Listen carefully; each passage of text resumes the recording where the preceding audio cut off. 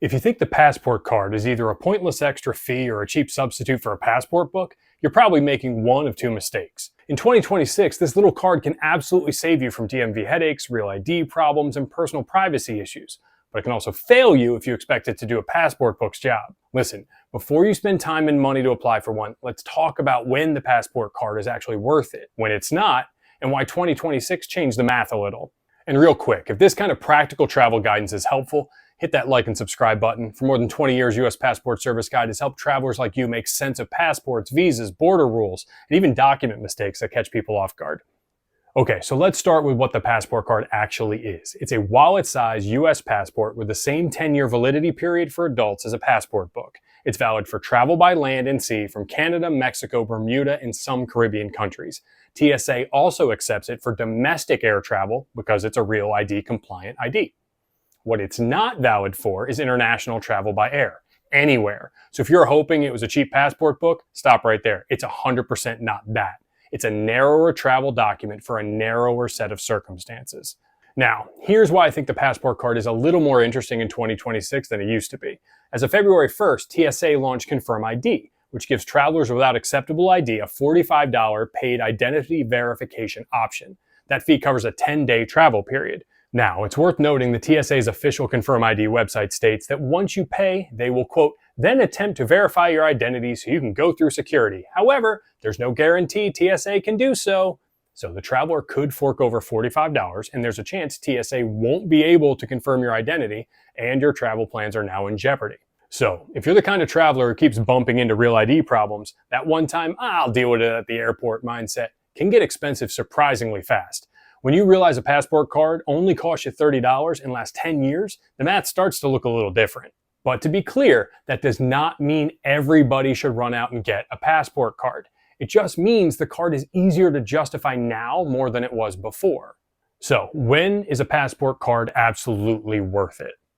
First, it's worth it if you want a federally accepted backup for domestic flights and you have no appetite for DMV nonsense. The passport card is a real ID compliant ID. That means TSA accepts it for domestic air travel, no $45 Confirm ID fee. So, if you do not want your airport security experience tied entirely to whether your state DMV can get you an appointment, the card gives you another path. Second, it's worth it if you hate handling over your driver's license to everybody. This is one of the most practical passport card uses, and it doesn't get talked about enough. Your driver's license shows your home address. Go ahead, check it out. The passport card does not. This makes the passport card a smart privacy move if you want a government-issued photo ID for age checks, hotel check-in, new hire paperwork, everyday verification, or just situations where somebody wants to scan your ID and you'd rather not hand over your home address, especially if you're away from home. Passport card is it. Takes care of that. One practical caveat. Some businesses and staff are more familiar with driver's licenses and passport cards, so it's smart to keep a backup ID handy just in case. Also, a passport card has no signature on it. So if you need to produce an ID that has your signature on it, passport card isn't going to do that.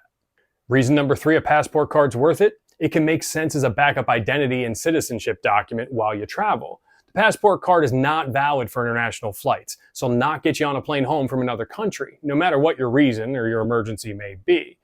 But if your passport book is ever lost or stolen abroad, having a passport card on you can still be very helpful when you need to prove identity and citizenship at a U.S. embassy or consulate. The State Department treats the passport card as a proof of citizenship and identity. And when applying outside the United States, a valid or expired U.S. passport card can be used as photo identification on a DS-11 form. Just know that additional citizenship evidence will also be required. It's not going to get you all the way there. So, if any of those reasons match your actual needs, a passport card is well worth the $30. Now let's talk about when it's not worth it. There are some cases where a passport card is probably a waste of money. First, a passport card is a waste if what you really need is a passport book. If you're flying internationally, the passport card will fail you. Not sometimes, every time. A passport card is not valid for international air travel, ever. So if your actual concern is broad travel flexibility, see the world, just get the book. Second, it's a waste of money if you think it can rescue any travel emergency. It cannot. As I mentioned, if you suddenly need to fly home from another country, the passport card will not work for that. Sure, it can help as backup identification if your passport book is lost or stolen, but it's not a substitute for a passport book when international air travel is involved. I don't care if you have an emergency, life or death, or otherwise. Third, a passport book is a waste of money if you think it's some kind of urgent travel quick fix. It's not. If what you actually need is a passport fast, well, check the description or scan the QR code for our directory of vetted, registered passport expediting services. But know that even if you apply yourself at a regional passport agency or get help from a registered passport courier, it doesn't matter. Passport cards are not issued as fast as passport books.